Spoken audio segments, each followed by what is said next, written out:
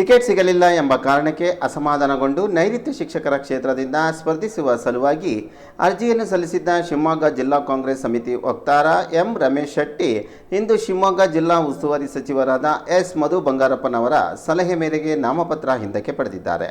ಅವರು ಇಂದು ಮೈಸೂರು ಪ್ರಾದೇಶಿಕ ಆಯುಕ್ತರ ಕಚೇರಿಗೆ ತೆರಳಿ ತಾವು ಸಲ್ಲಿಸಿದ್ದ ನಾಮಪತ್ರವನ್ನು ಹಿಂದಕ್ಕೆ ಪಡೆದುಕೊಂಡರು.